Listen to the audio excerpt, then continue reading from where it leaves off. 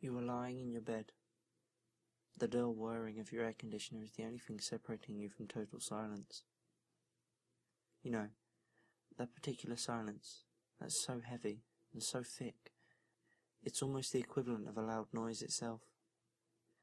The kind of silence where you could hear a pin drop 3 rooms away. The kind of silence that fills your ears with the sound of your own heartbeat as your ear presses against your pillow. That kind of silence.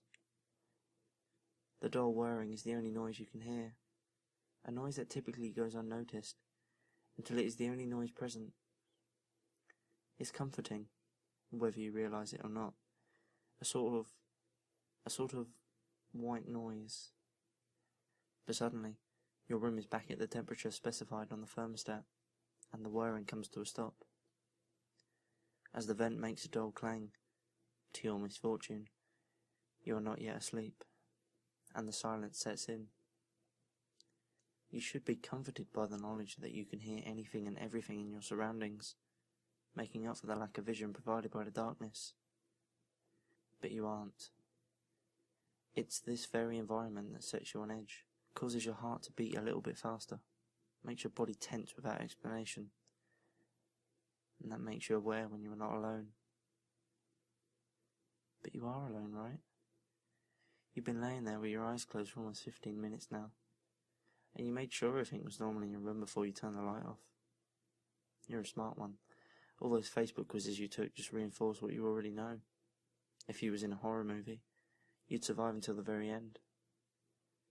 You've even made a carefully laid out plan of what you would do in any of the situations you read about in the creepypastas. But that stuff is just nonsense anyway. Right? You aren't scared. Or at least, that's what you keep telling yourself. But wait, what was that? Was that the rustling of fabric? But you didn't shift in your bed, or make any movement.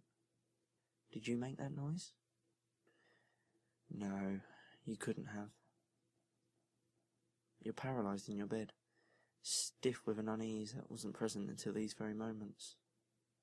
You must have imagined it. You must have. You roll over to face the wall. Out of sight, out of mind. If there's something in the room with you, it would just have to accept that you're much too tired to deal with it at the moment.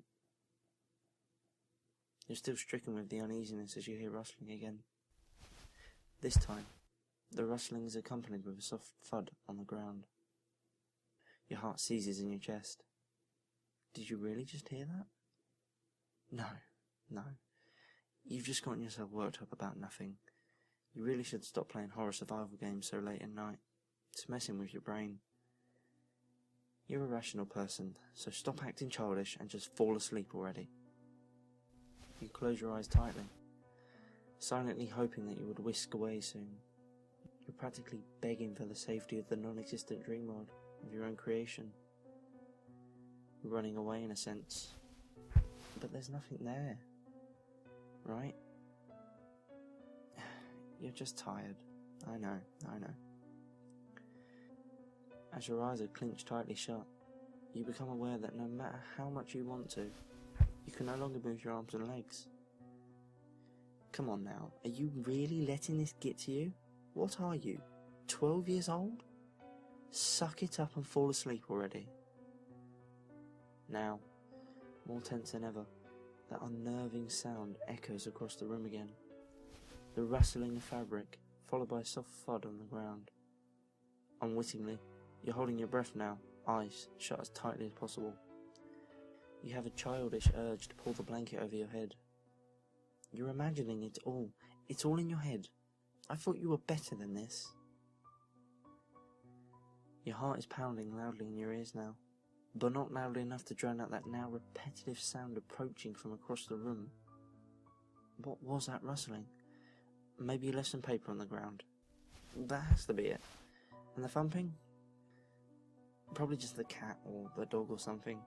They probably ran in while you weren't looking when you closed your door. Yeah, you're just being paranoid.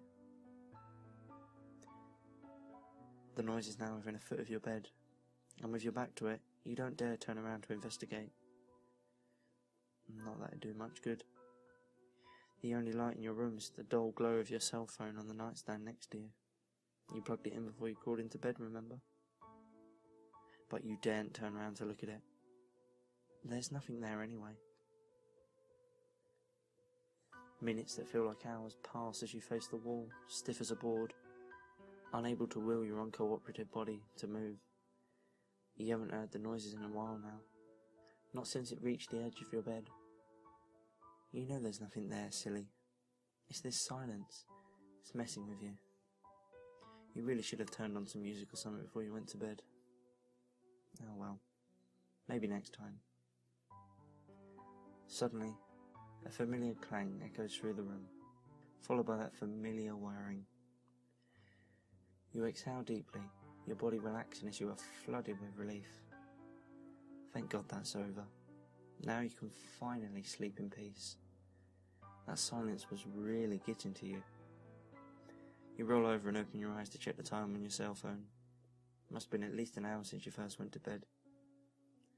You are greeted, face to face, with his ear-to-ear grin, dimly lit sockets where eyes once resided, staring intently at you. Ah, I see you're still awake.